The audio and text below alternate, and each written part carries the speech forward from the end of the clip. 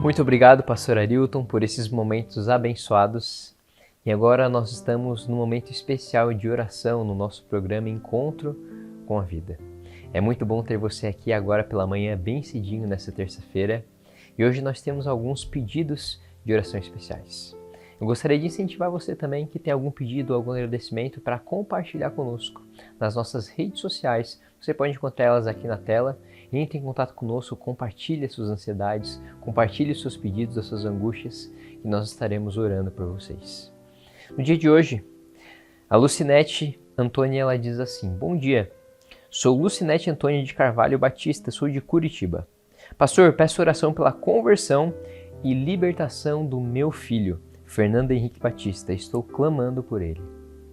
A Maria diz assim: Bom dia, pastores, ricas bênçãos. Que não falte amor de Jesus com vocês e suas famílias. Peço oração por mim, meus filhos, netos e familiares afastados da igreja. Peço também oração por Darlet Feitosa, que perdeu seu filho. Que Deus possa consolar e confortar as famílias. Idenilde Tavares da Silva, lá de Goiás, ela pede oração por nós aqui, mas o pedido dela é também para arrumar um emprego com carteira assinada. Andréa Caetano da Silva pede orações pela família dela. Ela mora no Rio de Janeiro.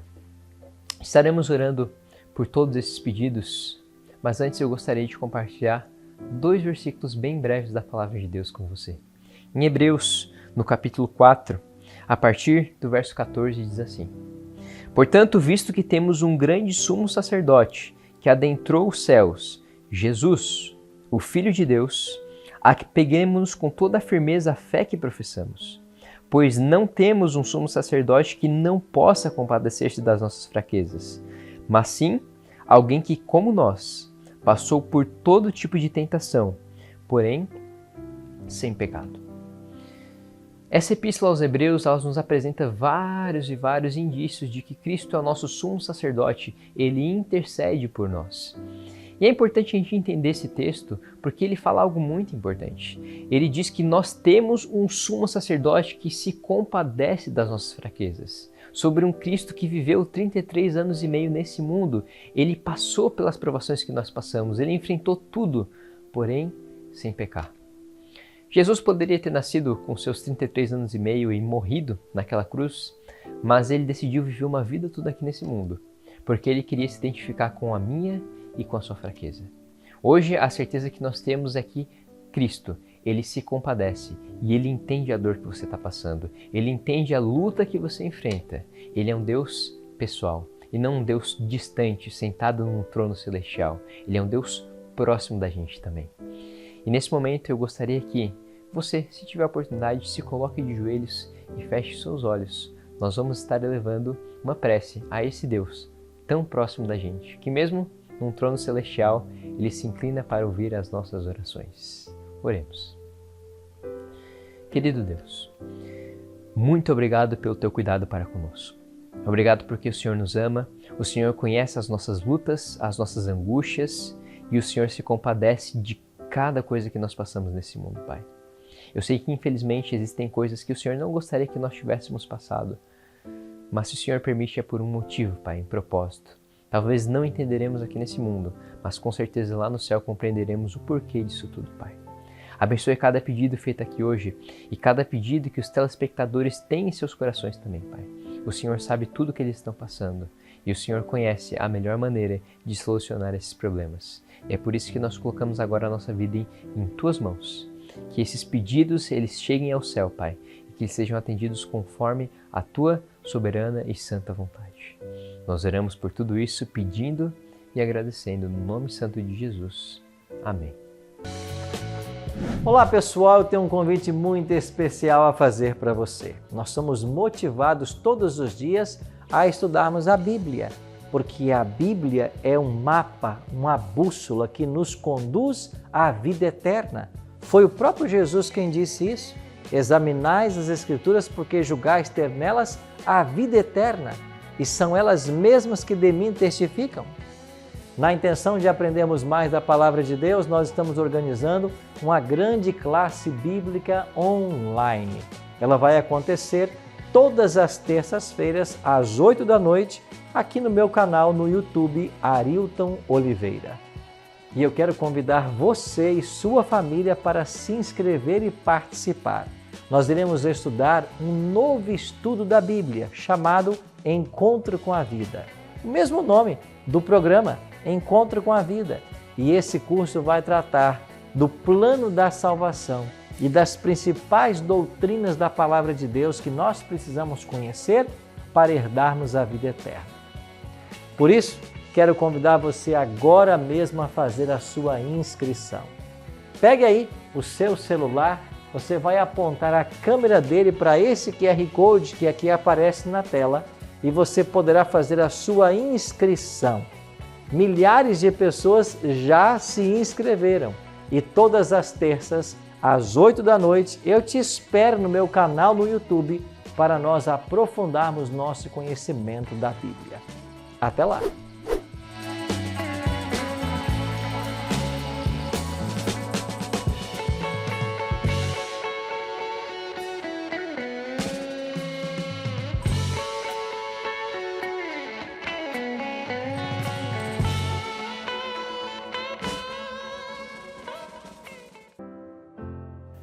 Muito bem, chegamos agora ao momento do estudo da Bíblia aqui no programa Encontro com a Vida. Chegamos ao 7º tema dessa série especial sobre vida plena.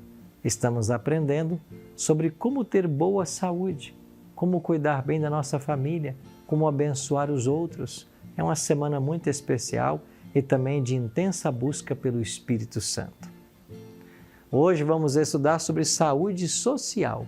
E você vai entender um pouquinho mais de como Deus deseja nos usar para abençoar aqueles que estão ao nosso redor. Mas antes, porém, eu queria mandar abraços carinhosos para as pessoas que estão conectadas com o programa. E você pode usar as nossas redes sociais para mandar também o seu abraço. Meu primeiro abraço vai para Nazaré Albuquerque. Ela escreveu para nós assim: Bom dia, pastor Arilton. Eu assisto sempre a sua pregação. Deus abençoe a todos. Eu sou de Manaus, Amazonas. Obrigado, Nazaré, pelo recado carinhoso, viu? Que Deus abençoe você e todos os nossos amigos aí do Amazonas. Selma Ferreira, bom dia. É maravilhoso acordar e ouvir a palavra do Senhor Jesus Cristo, nosso Salvador. Concordo com você, Selma. É bem de manhã que nós devemos ouvir a palavra de Cristo para ela ficar guardada em nosso coração. A Solange Soares Teixeira. Bom dia, pastor Arilton. Paz seja convosco. Peço oração também pela minha vida e por Solange. Eu sou de Petrópolis, no Rio de Janeiro. Um abraço, Solange. E um abraço também a todos os cariocas e a todo mundo aí de Petrópolis. Obrigado pelo carinho de todos vocês. Bom, a minha Bíblia já está aqui para nós começarmos o nosso estudo de hoje. Já vou convidar você a abrir a sua Bíblia comigo em João capítulo 6. Aqui está o texto para a nossa reflexão de hoje. Mas antes de estudar a Bíblia, eu queria convidar você para nós orarmos, pedindo a bênção de Deus para o estudo que vamos ter agora. Ora comigo? Pai Celeste, a Tua palavra se encontra aberta em nossas mãos. Queremos estudá-la mais uma vez. Por isso queremos convidar ao Deus Espírito Santo para estar conosco e nos fazer entender as verdades que o Senhor deseja que nós aprendamos. É a nossa oração, em nome de Jesus. Amém. Muito obrigado por ter orado comigo. O texto de hoje aparece aqui no Evangelho de João, no capítulo 6. E eu queria convidar você a lermos essa história. João capítulo 6, versos 1 até o verso 15. O texto diz assim: Depois dessas coisas, Jesus atravessou o mar da Galileia, que é o de Tiberíades. Uma grande multidão seguia, porque tinham visto os sinais que ele fazia da cura dos enfermos. Então Jesus subiu ao monte e sentou-se ali com os seus discípulos. Ora, a Páscoa, a festa dos judeus, estava próxima. Então Jesus, erguendo os olhos e vendo que uma grande multidão se aproximava, disse a Filipe: Onde compraremos pão para lhes dar de comer? Mas Jesus dizia isso para testá-lo, porque sabia o que estava para fazer. Filipe respondeu: nem mesmo 200 denários de pão serão suficientes para que cada um recebesse um pedaço. Um dos discípulos, chamado André, irmão de Simão Pedro, disse a Jesus: aqui está um menino que tem 5 pães de cevada e 2 peixinhos. Mas o que é isso para tanta gente? Jesus disse: façam com que todos se assentem no chão. Havia muita relva naquele lugar. Assim os homens se assentaram, e eram quase 5.000. Então Jesus pegou os pães e, tendo dado graças, distribuiu-os entre eles, e também igualmente os peixes, tanto quanto queriam. E quando já estavam satisfeitos, Jesus disse aos seus discípulos: recolham os pedaços que sobraram, para que nada se perca. Assim, pois, o fizeram, e encheram 12 cestos de pedaços dos 5 pães de cevada que sobraram depois de que todos tinham comido. Quando as pessoas viram o sinal que Jesus havia feito, disseram: este verdadeiramente é um profeta que deveria vir ao mundo. Jesus ficou sabendo que estava para vir com a intenção de fazê-lo rei à força. Então ele se retirou outra vez, sozinho, para o monte. Certa vez, um jovem adolescente saiu de casa para escutar a mensagem de um pregador itinerante muito famoso que passava na região. Como a reunião acontecia fora da cidade, provavelmente durante o dia, sua carinhosa mãe providenciou uma cesta contendo alimentos, o que com certeza seria muito útil. Mas pensando na carga que teria que levar e na distância que iria percorrer, o rapaz deve ter feito menção de deixar a cesta, ou pelo menos parte do conteúdo. Mas a mãe insistiu que ele levasse todo o mantimento. E ao fim da primeira hora de caminhada, a fome começava a aparecer e o rapaz já estava agradecido à mãe pelo cuidado. Porém, para não estragar o apetite, resolveu deixar o conteúdo da cesta intacto, reservando para o momento em que a fome estivesse mais intensa. Nessa hora, quero retirar-me da multidão para um ponto isolado, pensou o garoto, e então desfrutar sozinho do lanche. Vez ou outra, ele olhava para dentro da cesta e quanto mais caminhava, mais a fome apertava, mais parecia que o lanche era menor ou que não daria conta. E aquilo que achava que seria mais do que suficiente quando saíra de casa, agora aparecia como nada diante da fome que aumentava em virtude do desgaste físico. Por fim, juntamente com a multidão que encontrou pelo caminho, chegou onde estava o pregador, um lugar lindo na encosta de uma montanha com vistas para o mar da Galileia. O pregador e seus auxiliares já estavam assentados à frente, enquanto mais e mais gente chegava. Bom, essa é a história que eu acabei de ler. O que nós podemos extrair dessa história? Primeiro, vamos falar sobre preocupações, pedidos a Deus e preocupações com as necessidades de todos nós. Eu li nos versículos 5 e 7 que Jesus, quando ele ergue os olhos e vê a multidão que vinha, ele então diz para Filipe comprar pães para dar a ele de comer. Onde compraremos pães? Disse Filipe. Não bastariam 200 denários. Bom, os pedidos de Deus nos conduzem a 2 verdades importantes. Onde compraremos pães? E para dar de comer. Esse texto, ele revela 2 verdades importantes. Vivemos para servir as necessidades do mundo, para lhes dar de comer. Em primeiro lugar, o Senhor quis ensinar a seus servos a pensarem, a se preocuparem com as necessidades dos outros. Em Mateus 14,16, está registrada a mesma história e Jesus diz aos discípulos: dá-lhes vós mesmos de comer. Ele desejava que nos afastássemos de nossas necessidades e olhássemos as que estavam das pessoas ao nosso redor. Jesus desejava que cuidássemos ou que os discípulos aprendessem a cuidar das ovelhas do seu rebanho. Esse deve ser também o propósito da nossa existência. A maneira em que se pode alcançar a verdadeira felicidade é buscando o bem alheio, Quanto mais eu destituo do egoísmo para auxiliar a outro, mais feliz eu serei, porque aí eu estou cumprindo o propósito de Deus.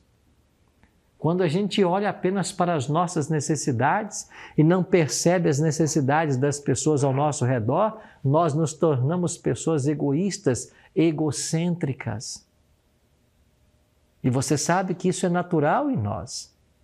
As crianças brigam pelos brinquedos, querem tudo para si.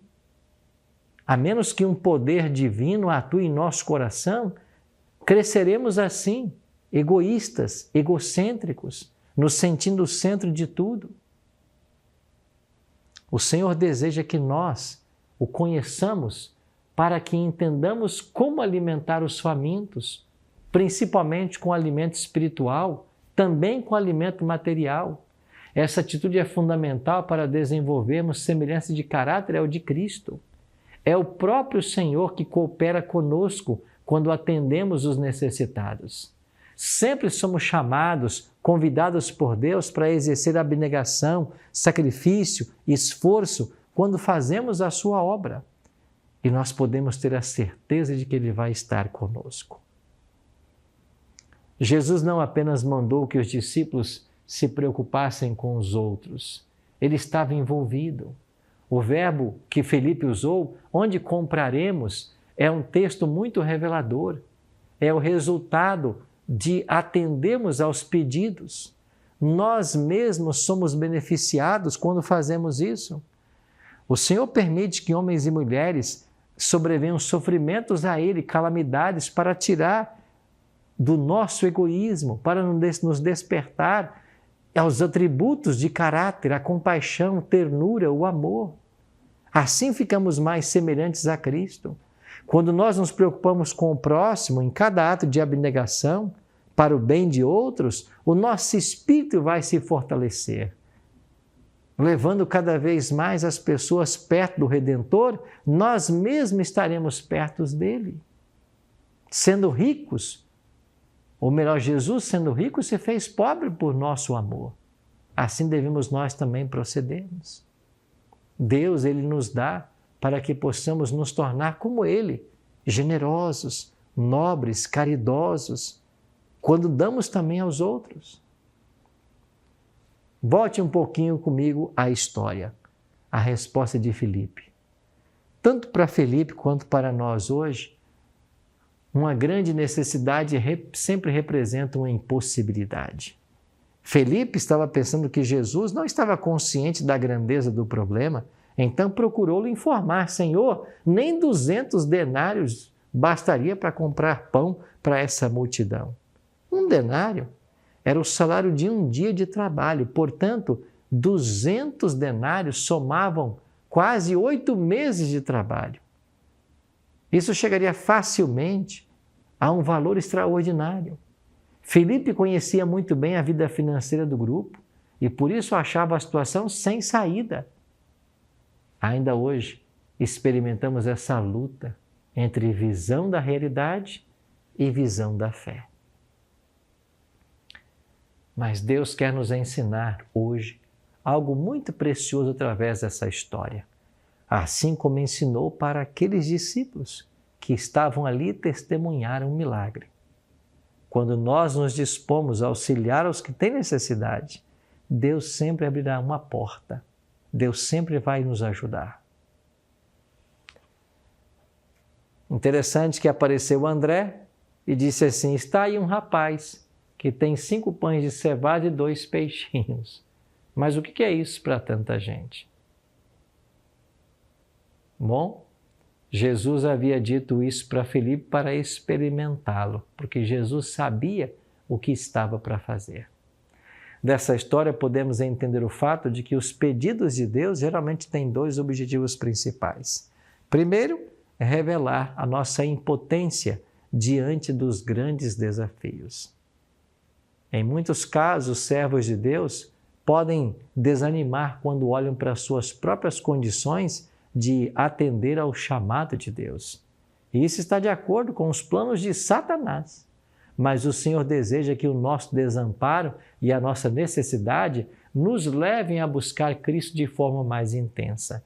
E se apesar de nossas limitações, colocarmos com sacrifício diante de Deus aquilo que nós temos à disposição do Senhor, Ele vai operar em nós e através de nós. As menores quantias, quando dadas alegremente pelos que estão em condições limitadas, são plenamente aceitáveis a Deus e até de maior valor à sua vista do que ofertas de pessoas ricas que podem dar de seus milhares sem, contudo, exercer abnegação. E um segundo objetivo que Deus nos dá é revelar e aperfeiçoar o caráter de Cristo. Jesus pediu que os discípulos alimentassem como prova de seu caráter. Os convites de Deus para participarmos de sua obra, de ajudar os outros, podem estar sendo uma prova para o desenvolvimento do nosso caráter. Rejeitar um chamado de Deus sempre coloca em risco a nossa salvação. A maneira do homem ser como Deus, Deus planejou um sistema de beneficência a fim de que o homem pudesse se tornar como o Criador, de índole benevolente e abnegada, ser fielmente cooperante com Cristo. E se nós cooperarmos com Ele aqui, certamente vamos cooperar também da recompensa eterna. Alguém disse que a indiferença corrói a espiritualidade.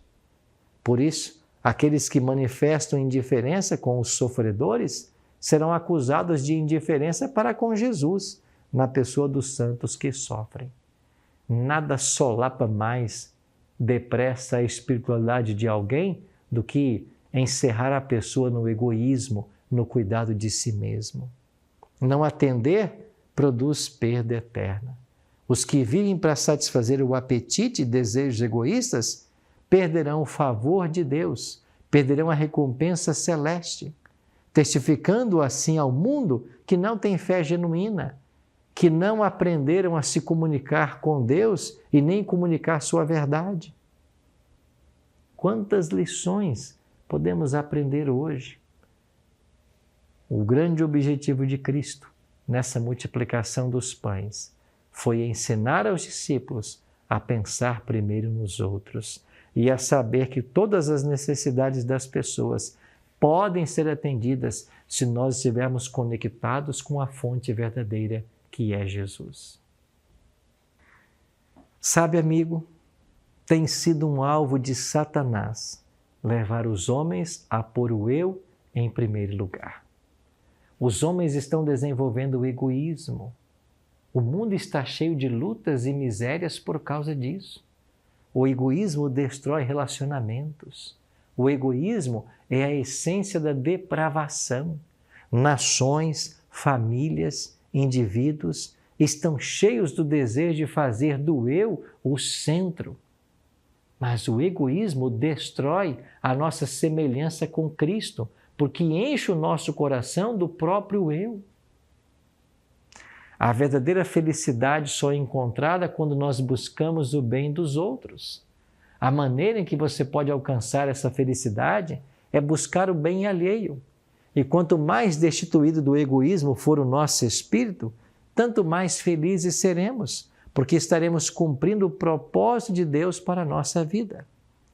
O fôlego divino é soprado através de nós e nos enche de plena alegria quando fazemos bem ao próximo.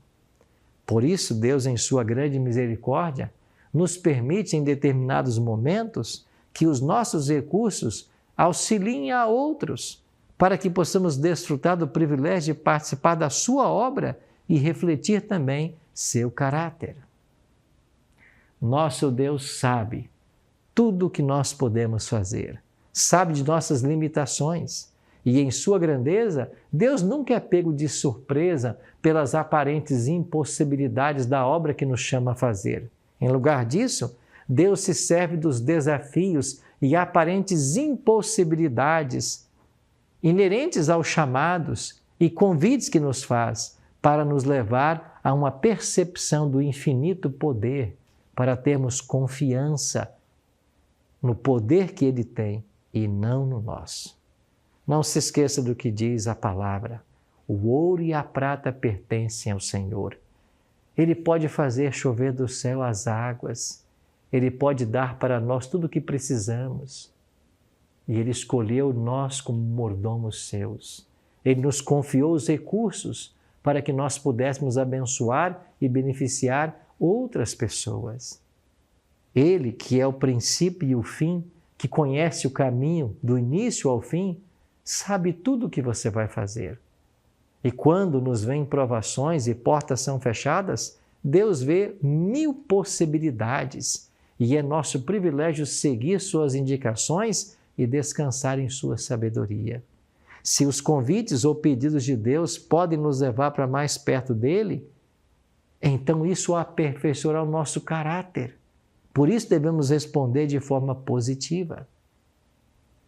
Quantas vezes tentamos solucionar, encontrar solução para os problemas e falhamos?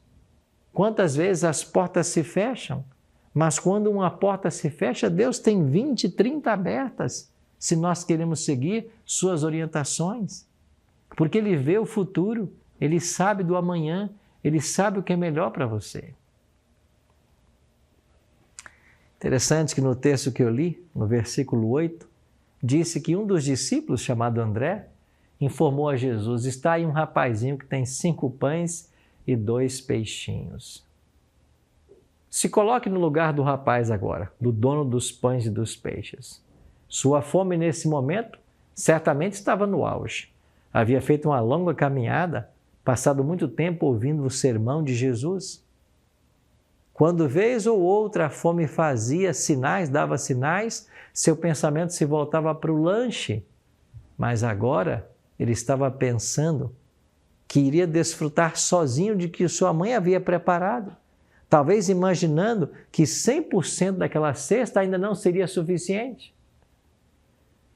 Será que não ficaria com fome no caminho de volta? Com certeza, pelo menos em alguns momentos, o rapaz pensou em suas próprias necessidades, em contraste com a necessidade de Deus ou do povo.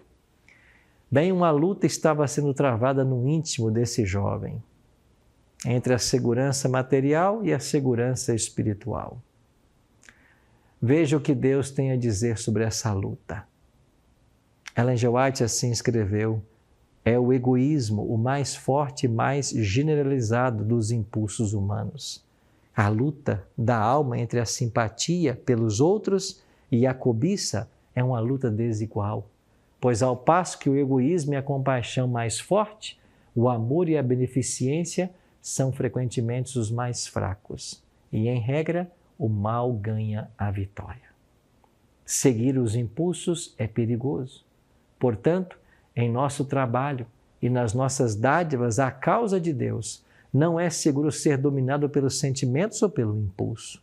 Se somos controlados pelo impulso ou mera simpatia humana, então, nos poucos casos em que nossos esforços em prol dos outros são pagos com a ingratidão, ou que em nossas dádivas são mal usadas ou dissipadas, bastará para congelar as fontes da beneficência. Ela continua que nós devemos agir por princípios fixos. Devem os cristãos agir guiados por princípios fixos, seguindo o exemplo de abnegação e de sacrifício próprio do Salvador. Cristo deu sua vida como um sacrifício por nós e nos pede que demos nossa vida em sacrifício por outros. Cristo não permitirá que nenhuma pessoa egoísta entre nas cortes celestes. Nenhum egoísta lá vai entrar. Nenhum cobiçoso poderá passar pelos portais de pérola, pois toda cobiça é idolatria. Não deveria ser fato lamentado o haver cada vez mais pedidos para Deus? Deus, em sua providência, está chamando o seu povo para fora de sua limitada esfera de ação, a fim de que se dediquem a maiores empreendimentos. Nesses textos que acabei de ler, nós percebemos como Deus se preocupa com as pessoas e deseja nos usar para multiplicar e abençoar outros. Muitos do povo de Deus estão em perigo de serem enredados pela cobiça. Deveríamos nós compreender então a misericórdia divina e nos unir para multiplicar meios em auxiliar o próximo. Temos de entender e praticar a beneficência, do contrário, nosso caráter não imitará o caráter de Cristo. Temos que fazer entrega, porque toda entrega fala de sacrifício. Mas quando resolvemos não correr riscos, quando não fazemos sacrifícios, escolhemos não conhecer o poder de Deus. Escolhemos não ajudar os outros, escolhemos não crescer na fé e na graça. Por isso, qual deveria ser a prioridade da sua vida? O texto inicial que eu li hoje, em Mateus 6,33, foi dito que nós devemos buscar em primeiro lugar o reino de Deus e a sua justiça.